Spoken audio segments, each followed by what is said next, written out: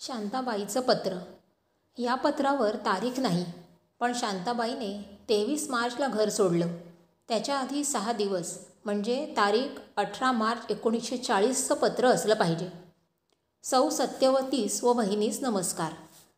सत्यवती म्हणजे धाकटे बंधू अण्णा यांच्या पत्नी आणि वहिनी म्हणजे मोठे बंधू दादा यांच्या पत्नी सरस्वती. आज बहुतेक करून शेवटचं पत्र लिहित आहे. बरं झालं आता मला तुमच्याजवळ काही मागायला नको, कारण देवाने कालपासून 7 दिवसांची मुदत दिली आहे. देव सांगतात समाधिस्थ राहा, त्याप्रमाणे मी वागणार. देवाची भाषा मला काही कळत नाही. काल पहाटेपासून देव सांगतात उठ लवकरी, काळ आला जवळी. तुझं आयुष्य मी सांगत नाही. आयुष्य सांगितलं तर आजच हल्लकल्लोळ पडेल, पण दारी तुझ्या हकीम बसलाय एवढी मला काल जाणीव दिली.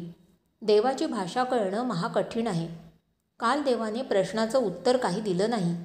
4 वाजेपर्यंत देव बोलले नाहीत. मग मला फार वाईट वाटलं आणि देवाला सांगितलं, देवा तुम्ही काय समजलेत? गंध उगाळण्याची सहाण जवळ घेतली आणि देवाला सांगितलं, देवा तुम्ही जर आज बोलले नाहीत तर नारळासारखं या सहाणीवर डोकं आपटून प्राण घालवणार आणि तेवढी तयारी होतीच माझी, खोटं सांगत नाही. त्याबरोबर देव धाडदिशी बोलू लागले आणि मी कसे वागू ते सांगू लागले.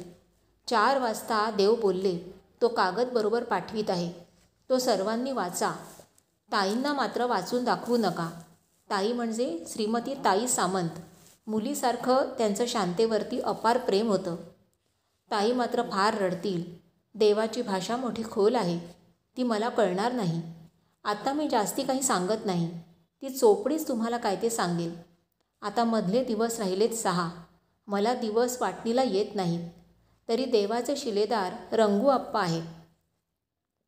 रंगू आप्पा म्हणजे ताई सामंतांचे दुसरे चिरंजीव. ते शांताबाईला काय हवं नको याची सर्व काळजी वाहत. तिच्या वह्याही लिहिण्याचं आणि जपून ठेवण्याचं काम मोठ्या आस्थेने करीत. पहिल्या वह्या त्यांच्याच हस्ताक्षरातील आहेत. त्या दिवशी देव सांगतात, धूप नाही तर माझा शिलेदार आहे ना, त्याच्याजवळ माग. मला काही समजलं नाही. देवा शिलेदार म्हणजे कोण? देव सांगतात तो रंगनाथ, तो माझा शिलेदार. तेव्हा 4 दिवसांनी मी शिलेदाराला विचारायला येणार. पण आता तुम्ही आपला संसार सांभाळा, मला संसार करणं नाही. पुढे काय विचार होईल ते शिलेदार ठरवतीलच. आज तरी प्रश्न येतात की नाही कोण जाणे. देवाची चोपडी अण्णाजवळ द्या. अण्णांना म्हणावं काय तो लवकरच विचार करा. माझा विचार मी आल्यानंतर सांगेन. यशवंत भाऊंनी कागद वाचल्यापासून देवकूबाई सारखी रडत आहे. यशवंत भाऊ म्हणजे ताईंचे सर्वात धाकटे चिरंजीव. हे पुढे श्री रामतनूंच्या सेवेत राहून पूजा इत्यादी करायचे आणि लोकांचे प्रश्न वगैरे विचारायचे काम करायचे. ती म्हणते मी तरी कशाला राहू, आपल्या घरी जाते. तिला म्हणाले तुला अण्णा काय ते सांगेन, तसं कर. पुढे 4-5 ओळी घरातल्या हिशोबाच्या आहेत. परवा भाताच्या गाड्या बहुतेक येतील. हे आजच सांगण्याचं कारण मला मग बोलायचं नाही, समाधिस्थ राहणार आहे. कळावे ताई. हे पत्र कागद अक्काला वाचायला द्या, अण्णाला वाचायला द्या. कागद टाकू नका. आज तरी देव प्रश्न सांगतात की नाही कोण जाणे. सौ अक्का हे सर्व तू काय ते वाच. सौ अक्का ह्या शांताबाईंची मोठी बहीण सुंदरा अक्का माळगावकर. देवाची भाषा काय आहे ती पहा. रडू नको. मी 4 दिवसांनी येईन, तुम्हा सर्वांना भेटून जाईन. तुम्ही कोणी येऊ नका, मीच येते. भिवू नको, मी कुठे जात नाही. मात्र संसार काही पाहणार नाही. चिरंजीव अण्णास आशीर्वाद. पुढे काय करणार तो विचार रंगूआप्पा आणि तू करा. कळावे. पण माझे म्हणणे कळवते. दोघींपैकी कोणाला तरी राहावं लागेल. 4-4 महिने तरी राहावं लागेल. पुढे शेवटी घरच्या हिशोबाच्या आणि कामाच्या 4 ओळी आहेत. सद्गुरूंचा इशारा.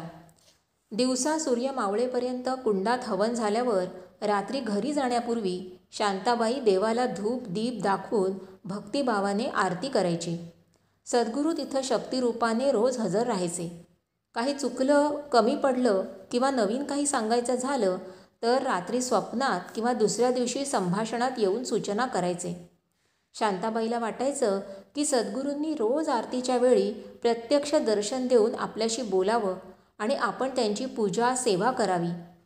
एके दिवशी श्री सद्गुरू संभाषणात आले असता शांताबाईंनी त्यांना विचारलं, हे वही क्रमांक 1 दिनांक 19/3/1940च्या वहीमध्ये नोंदलेलं आहे.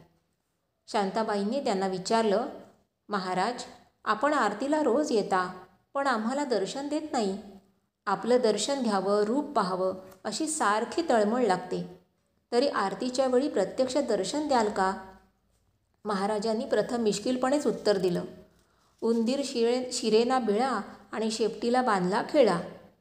आधीच गाई म्हशीच्या सेवेला बांधली गेली आहेस. दुसरं रोज कोणी आला गेला असतोच. त्याची विचारपूस उठबसही तुला करावी लागते. तुझ्या मागे अशा पुष्कळशा हेटाळण्या असतात बेटा. त्यात आणखी माझ्याकरता वाट पाहण्याची कशाला ददात लावून घेतेस? शांताबाईंनी उत्तर दिलं, देवा, तुम्ही प्रत्यक्ष आरतीच्या वेळी येईन म्हणून सांगा. मग सर्व कामाला लाथ मारीन आणि तुमची आरती लवकर करीन. सद्गुरू म्हणाले, घरचे दारचे आजचे बाहेरचे, दुबळ्या दुर्बळाचे, नास्तिक सुस्तिकाचे हेलकावे खाशील की माझी वाट पाहत राहशील? शांताबाई म्हणाली, सगळं काही करीन, पण तुम्ही आरतीच्या वेळेला दृष्टीस पडेन अशी भाग द्या. सद्गुरूंनी सांगितलं, चंदनाने शीतलता येते आणि धूपाने उत्तेजना मिळते. म्हणून तिथे रोज देवाला चंदनाची वाटी आणि धूपाची पात्री मिळाली पाहिजे. शांताबाई म्हणाली, सर्व काही करीन. सद्गुरू म्हणाले, तसंच तुझ्या मंदिरात नास्तिकाचा विटाळ फार होतो. रामतनूंनी विचारलं, कसला विटाळ देवा? सद्गुरू उद्गारले, ते हिडीस फिडीस घाणेरडं बोलतात, विडी फुंकतात, शिवीगाळ करतात, स्वच्छ भागीरथीला विटाळून टाकतात, परमेश्वराचं भान ठेवीत नाहीत, अमंगल खाऊन येतात, भाविक पूजेला बसला असता गाऱ्हाणं सांगतात, विष्णू पूजन चालू असता बेसुमारपणे ओरडतात, बायकासुद्धा सर्व शुचिरभूतपणे येत नाहीत, आपला अमंगळपणा दडवून येतात.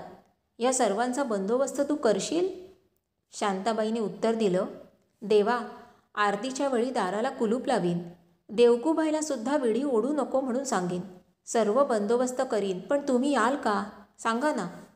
उत्तर आलं, बाळ, तू सर्व करशील, मला विश्वास आहे. मी तुझी परीक्षा घेतली आणि सूचना दिली.